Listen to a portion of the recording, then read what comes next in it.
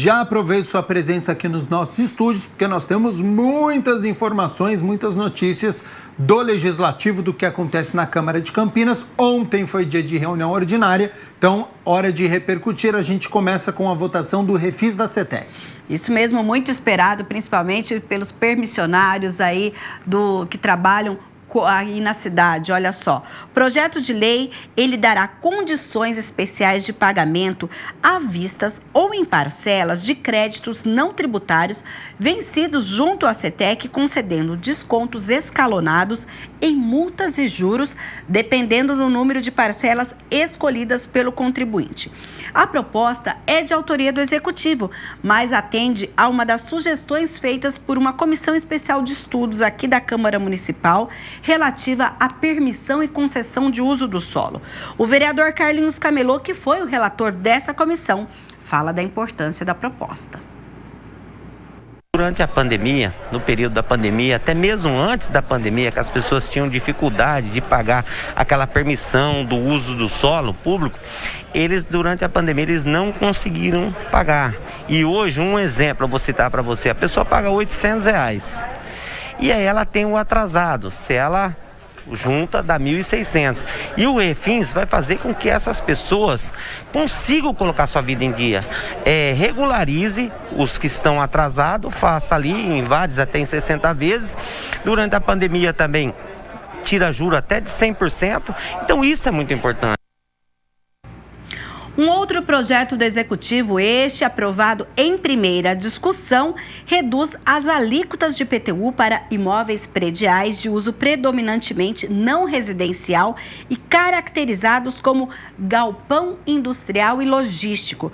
Em vez da atual alíquota de 2,9% sobre o valor venal, haverá 4 alíquotas diferentes, que variam entre 1,1% a 1,8% de acordo com o valor venal do imóvel. Apesar de ser de autoria do Executivo, a proposta foi inspirada por um projeto dos vereadores Zé Carlos e Luiz Cirilo e chegou a ser aprovado pela Comissão de Constituição e Legalidade em julho do ano passado aqui na Câmara. Mas por conta da proximidade com o período eleitoral, ficou parado e acabou sendo substituído por esse projeto de autoria da Prefeitura. Essa demanda ocorreu tão logo houve aumento de IPTU no município de Campinas. Nós procuramos o então prefeito anterior, Jonas Donizete, e mostramos que havia um inconformismo, principalmente o setor empresarial apresentou um déficit de locações, vários imóveis abertos, parados. Isso aí contribuía ia na contramão do emprego, né? O desemprego muito acelerado na cidade. E nós entramos concomitantemente num período de pandemia. A Covid acabou contribuindo também para isso. Então nós pedimos um compromisso do então candidato Dário Saad, que tão logo se ele fosse vencedor no certame, que ele assumisse um compromisso com o setor empresarial e reduzisse a alíquota do IPTU. Tão logo ocorreu a apuração dos votos, tão logo ele tomou posse, achamos por bem levar um grupo de empresários ao prefeito e juntamente com o secretário de Finanças, toda a equipe de Finanças, tentamos chegar num denominador comum que pudesse reduzir a alíquota do IPTU de galpões, né, de logísticas, para fomentar o negócio na cidade, né? Na reunião ordinária de ontem, também foram aprovados 2 projetos de autoria da vereadora Débora Palermo. Um institui o plano de ações destinado às crianças e adolescentes em situação de orfandade em razão da Covid-19 em Campinas. Essas crianças, elas precisam do acompanhamento, e essas famílias de toda a rede, de assistência, da educação, da saúde, porque o luto é muito triste. Então, para não ter perdas na escola, para garantir um acompanhamento psicológico, um acompanhamento escolar e um acompanhamento da assistência social para ver o que essa família precisa, então nós escrevemos esse plano de ação. O outro projeto da vereadora Débora Palermo trata das reuniões intersetoriais da rede de atendimento e proteção à criança e ao adolescente em Campinas.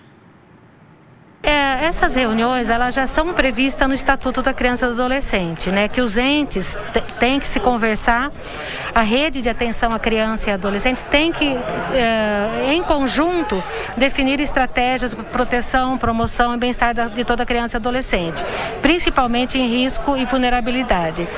Só que sem a presença obrigatória desses técnicos, dessas secretarias, a gente não consegue fazer uma discussão. Essas intersetoriais já existem, algumas em Campinas, só que elas são muito esvaziadas. Vai assistência, mas não vai educação, ou vai a saúde, não vai assistência. Então, com esse projeto, a gente vai garantir a presença de todas essas secretarias, a educação, a saúde, esporte, assistência social e convocar também outros quando houver necessidade, com presença obrigatória, registro de presença e ata.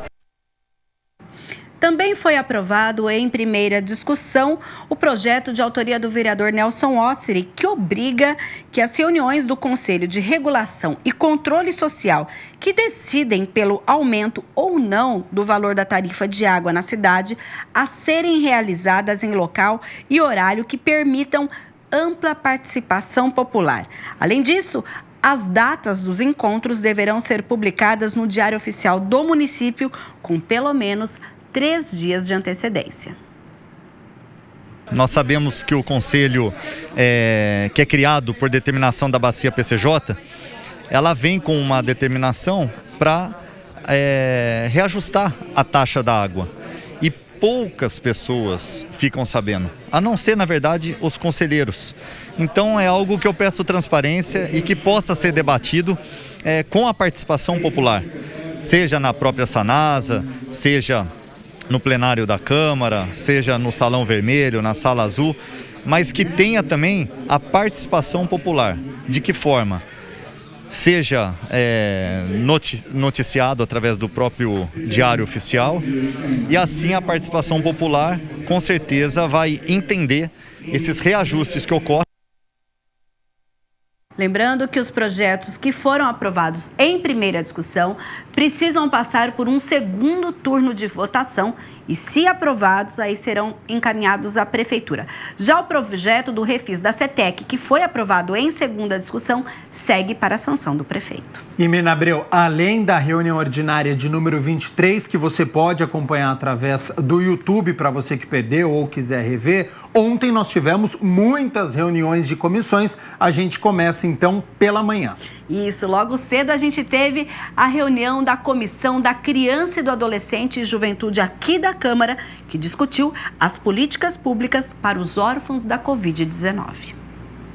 Um cuidado intersetorial entre secretarias da Prefeitura para a garantia de direitos e atendimento à criança e adolescente que tenha perdido pais ou responsáveis em decorrência da Covid-19. Este foi o tema da reunião da Comissão de Defesa dos Direitos da Criança, do Adolescente e da Juventude na Câmara de Campinas nesta segunda-feira. Presidido pela vereadora Débora Palermo, o encontro contou com a secretária municipal de Assistência Social, Cidadania e Direitos Humanos, que destacou o programa Campinas Protege, que vai beneficiar famílias que tiveram casos como estes. Pensamos nesse auxílio para essas famílias, que aí assumem uma responsabilidade de uma mãe, que muitas vezes vai ter que assumir a responsabilidade de mãe solo, de cuidar dessas crianças, um pai que vai ter que assumir a responsabilidade de pai solo, ou, na pior dos casos, como foi dito, uma criança e adolescente que perdeu pai e mãe, então um avô vai ter que cuidar, uma tia, uma família extensa. Mas nós sabemos que o problema e a dificuldade não é só financeira. A representante da saúde falou do atendimento integral da criança e do adolescente neste contexto de perda familiar pelo coronavírus. E a ausência dessas pessoas durante a infância e adolescência é de uma importância, ímpar. Então, assim, o sofrimento dessas crianças, a gente ter a oportunidade de, lógico, não saná-los dificilmente, mas atenuá-los, cada um dentro da sua expertise, dentro da sua capacidade. Sim. Então, identificadas essas crianças, identificados esses adolescentes, nós temos 67 unidades básicas de saúde, todos organizados em equipes de referência. E a gente tendo identificadas essas crianças, vamos priorizá-las para que as equipes tenham um olhar para essas crianças, uma visita domiciliar e que elas sejam inseridas nas suas equipes. Por isso a importância do cadastro e a importância de ter a regulamentação da guarda, porque até para fazer um cadastro da criança, né, na unidade básica de saúde. A advogada Mariana Negrão ponderou a situação que pode ser vivida por famílias e que é preciso regularizar a guarda de crianças e adolescentes. A família, ela tenta se organizar da melhor forma possível. E a questão da guarda, ela fica mesmo um pouco perdida nisso tudo que está acontecendo ali naquele momento. Mas é muito importante que ela também seja regulamentada. E aí nós estamos falando aqui de um momento de Covid que é de fato muito difícil, mas nós estamos falando ainda de regras existentes pelo Estatuto da Criança e do Adolescente que norteiam toda essa questão dessa regulamentação da guarda, né? Então nós precisamos seguir aqueles passos que já estão no ECA, quando ele diz que a guarda, ela deve sempre seguir a manutenção dos vínculos familiares e comunitários. Então, no primeiro momento, o que a gente precisa fazer é essa avaliação, né? Quem é que tem esse vínculo familiar e comunitário com aquela criança ou aquele adolescente que deve continuar com a guarda dessa criança. A diretora da Secretaria de Educação lembrou que, além de todos os desafios de educar na pandemia e pós-pandemia, é preciso um cuidado especial com o educador, que tem que lidar também com o luto deste aluno. Os nossos profissionais também precisam de cuidado contínuo, porque você trabalhar com toda essa linguagem de sofrimento, né? Nós estamos aqui com assistência e educação, a gente diz, nós trabalhamos com sofrimento, então precisamos trabalhar com aquele que cuida do sofrimento para que esteja bem também e possa estar atento e recebê-los. Então, eu penso que a Secretaria de Educação, mais do que uma vaga, é uma vaga para um ser humano que está sendo cuidado por seres humanos. Eu acho que esse é o prisma do nosso trabalho principal. A vereadora Débora Palermo disse que é preciso envolver várias secretarias, mesmo que não tenham um trabalho direto com a criança e do adolescente, para a garantia de direitos, e que a comissão vai acompanhar esse processo. Criança é prioridade absoluta. Ou absoluta prioridade, né, doutora Mariana? Mas tem que ser nas políticas públicas, na destinação de recursos. Não há como mudar uma sociedade se a gente não investir, né, em educação de qualidade, em habitação de qualidade, em segurança pública, desde pequenininho, para que a gente consiga formar cidadãos conscientes, que saibam exercer uma cidadania crítica, plena, né, conscientes dos deveres e também dos direitos. A comissão estará acompanhando e estará aberta também para ajudar no que for necessário, para que essas políticas públicas cheguem a todas as crianças, a todos os adolescentes que precisam estar sendo acolhidos, sendo incluídos nesse projeto do Campinas Protege. Então nós estaremos sim, junto às secretarias, acompanhando o cadastro, inclusive. E ontem à tarde, Mira, nós tivemos mais reuniões de comissões e que em alguns momentos discutiram o mesmo projeto. Isso mesmo. As comissões permanentes da casa, é importante lembrar que elas analisam as matérias que tramitam na Câmara. E ontem, olha só, a Comissão de Política Urbana, Mobilidade Urbana e Planejamento Viário, Meio Ambiente, Finanças e Orçamento discutiram 2 projetos de autoria do Executivo que tramitam aqui na casa. Rossini, que é o líder de governo na Câmara, detalhou a proposta que trata de mudanças exigidas por uma ação na Justiça relacionada às macrozonas determinadas pelo Plano Diretor Estratégico, que é uma lei aprovada em 2018. Esse projeto de autoria do Executivo, que altera a lei do plano diretor, tem por objetivo fazer uma adequação legal, né, à definição e descrição das áreas que compõem as macrozonas criadas no plano diretor estratégico de 2016. Na ocasião, após a promulgação da lei do plano diretor, a Prefeitura estabeleceu essa descrição através de decreto. Mas numa ação civil pública, que já transitou no Judiciário, foi reconhecido que isso não poderia ser feito através de decreto, mas sim através de lei. Portanto, o que o projeto pretende é dar legalidade a essa definição. Na sequência, Rossini explicou o outro projeto que trata da alteração da nomenclatura no programa de moradia popular devido às mudanças feitas pelo governo federal. Ele tem por objetivo fazer uma adequação à redação de 2 artigos do Plano Diretor Estratégico no capítulo que trata dos empreendimentos habitacionais de interesse social. Na ocasião em que a lei do Plano Diretor foi aprovada, constou no caput desses artigos a definição ou a caracterização dos empreendimentos habitacionais de interesse social como aqueles ligados ou vinculados ao programa Minha Casa Minha Vida, que era o programa habitacional do governo federal à época. Esse programa foi extinto, foi alterado agora por um outro programa, que é o Casa Verde e Amarela. E a alteração da redação se dá apenas eliminando o texto que dizia que os empreendimentos habitacionais de interesses sociais seriam aqueles do programa Minha Casa Minha Vida, para dizendo que esses empreendimentos de interesse social serão os definidos em lei municipal. Todas as comissões deram parecer favorável aos 2 projetos e assim agora as matérias estão aptas para serem votadas em plenário.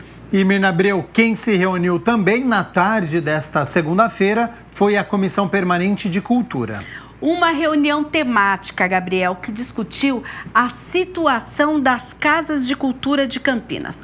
O encontro foi presidido pelo vereador Paulo Búfalo e teve a participação da vereadora Paola Miguel, que é membro da comissão. Representantes de diversos segmentos falaram sobre a situação dos espaços e uma mobilização chamada de 15 dias de ativismo por socorro, propondo intervenções e valorização do movimento cultural aqui na cidade.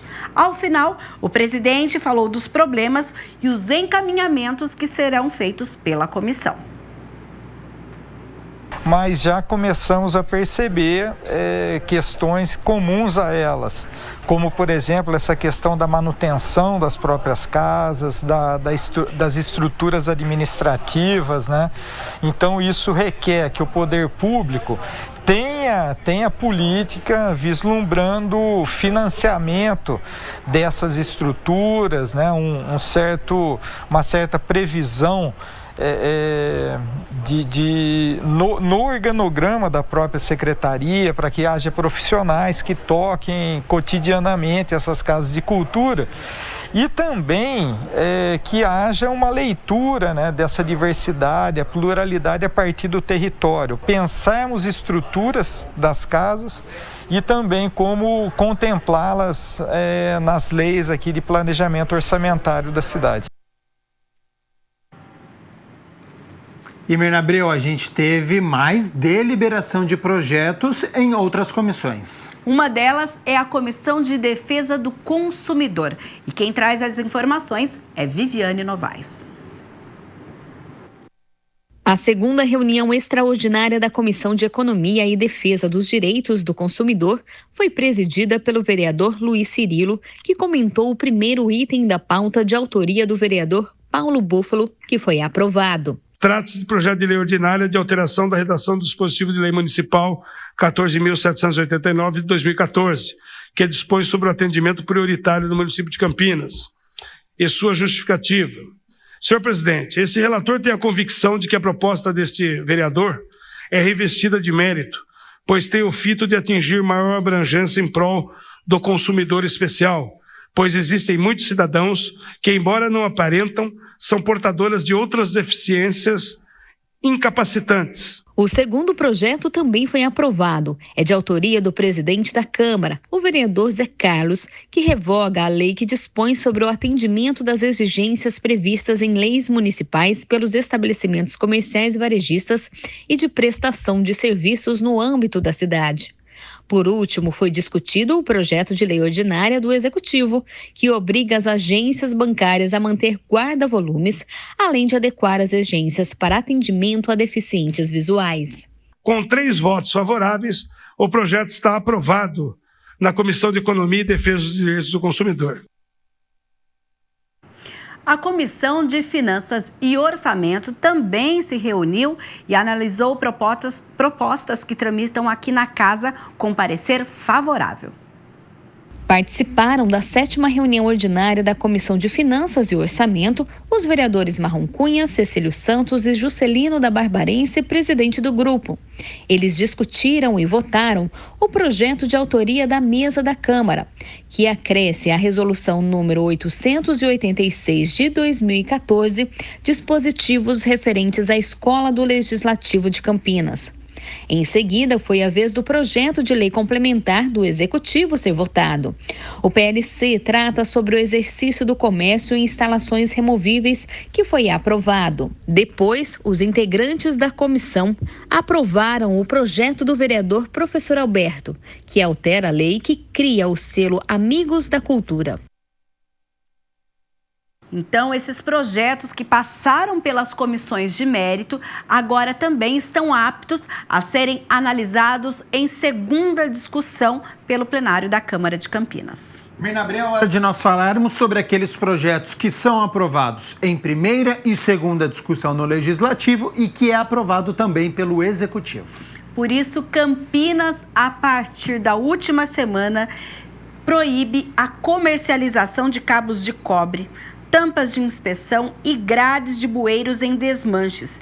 Os estabelecimentos deverão comprovar a origem dos materiais à venda. Confira no Agora é Lei.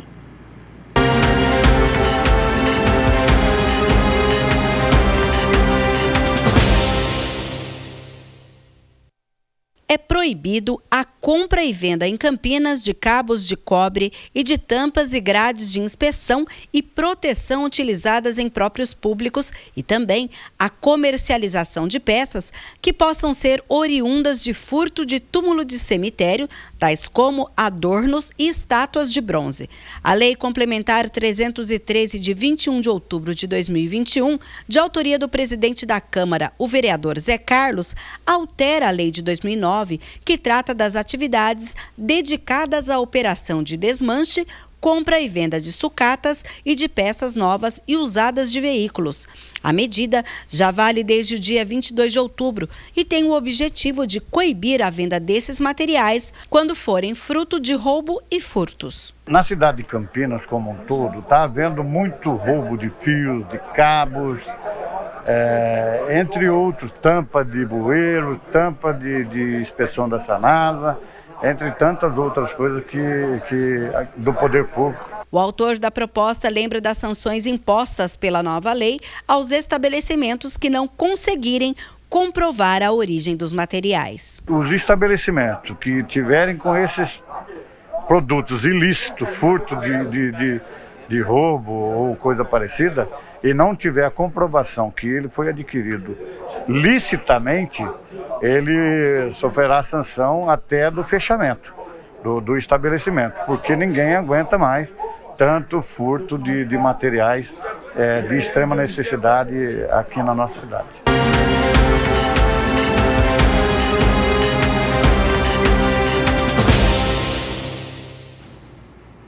Outra lei sancionada em Campinas é a que determina que veículos do transporte por aplicativos substituam as atuais placas afixadas nas portas por identificação eletrônica.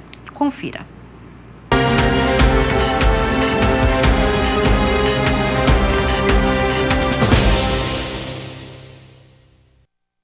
A Lei 16.129, de 21 de outubro de 2021, publicada no Diário Oficial de 22 de outubro, altera o artigo 8 da legislação que trata do serviço remunerado de transporte individual de passageiros oferecido e solicitado exclusivamente por aplicativos, sítios ou plataformas tecnológicas ligadas à rede mundial de computadores.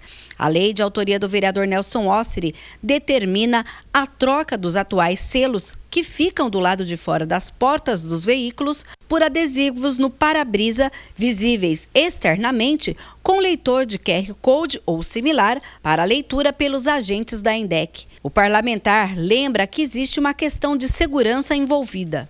Por que Campinas tem essa identificação? Não veio nenhum motivo plausível que você falasse, não, realmente tem que ter essa identificação na porta. Logo pensei em substituir por uma identificação interna, dentro do veículo e de fácil manuseio. Para algumas regiões, alguns lugares que você estiver indo e sentir qualquer situação de risco, você tira. Porque quando o ladrão, o bandido, observa um transporte por aplicativo perdido num bairro, ele já sabe que lá tem um celular e tem dinheiro. Então, outros atos de violência, outros assassinatos acabaram ocorrendo envolvendo motorista de aplicativo.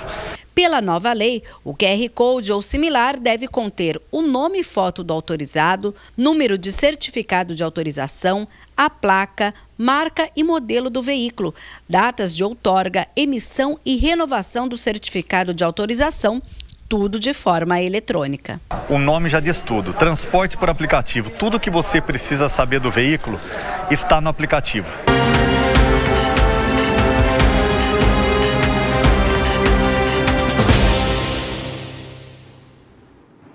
E Mirna, nós mostramos há pouco as reuniões das comissões que aconteceram ontem. Hoje à tarde nós temos mais reuniões de comissão e à noite tem a discussão sobre o orçamento do município para o ano que vem? Isso mesmo. Daqui a pouco, a partir das 2h da tarde, nós temos a reunião da Comissão Especial de Estudos que analisa, discute e verifica o cumprimento de uma lei criada com o intuito de garantir a preservação da APA, a Área de Proteção Ambiental de Campinas. Essa comissão é presidida pela vereadora Débora Palermo. E depois, às 4h30 da tarde, tem a reunião da Comissão Permanente de Política Social e Saúde. Vai ser uma reunião temática falando sobre o Outubro Rosa, prevenção, tratamento e tudo mais a respeito do câncer de mama. E à noite, a partir das 7h, nós temos a audiência pública que vai discutir o orçamento de 2022. A gente lembra que a Prefeitura protocolou o orçamento no dia 30 de setembro, que é o último dia previsto em lei, e agora, então, a audiência pública se faz necessária para discutir qual vai ser o valor para cada secretaria e todos os detalhes. O orçamento de 2022 para Campinas é de 7,13 bilhões de reais, um valor 9,7% a mais do que o deste ano. Nesta conta estão previstos 70% de recursos da arrecadação municipal, 7% do governo federal, 7% do governo estadual e 16% da administração indireta. Para 2022, a educação e a saúde ficarão com a maior parcela do orçamento. Juntas, é 1,4 bilhão para a educação, a saúde 1,3 bilhão, além de 392 milhões para a rede Mário Gatti. E amanhã, 9h da manhã, a gente tem também uma outra discussão muito importante, um projeto de autoria da Prefeitura que trata do plano plurianual para o quadriênio 2022-2025. O plano plurianual é um instrumento de planejamento que deve apresentar a todos os cidadãos as diretrizes, objetivos e metas da administração pública para os próximos 4 anos. Ou seja, Gabriel, o projeto de hoje à noite discute o orçamento de 2022, Sim. Um ano. O plano plurianual, ele independe de quem é o governo, o prefeito ou não. Ele determina como a cidade deve crescer, como ela deve investir e tudo mais. Uma discussão muito importante.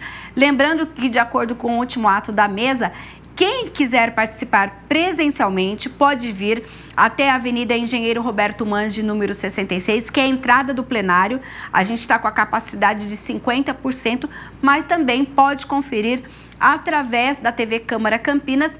E se quiser participar com perguntas e ponderações, é só entrar no site da Câmara Municipal no momento em que a audiência pública estiver acontecendo e fazer a sua pergunta, que todas elas serão lidas pelo presidente da Comissão de Constituição e Legalidade, que estará à frente dessas audiências públicas. O site é o campinas.gov.br. câmara.sp.leg.br e aqui a TV Câmara Campinas nos canais 11.3, 9 da Vivo, 4 da NET e também nas nossas redes sociais. Nos acompanhe. E o Câmara Notícias chega amanhã após esta audiência pública que começa às 9 horas da manhã. Então, por volta do 12:30, a gente traz aqui todas as informações. Um programa mais curto na quarta-feira, também na quinta-feira por conta das audiências públicas, que amanhã a gente fala mais. Então, Mirna Abreu, até sexta-feira. Até sexta-feira e amanhã, 9 horas, eu tô aqui, à frente da audiência pública, hein? Combinado, até lá, todo mundo ligadinho.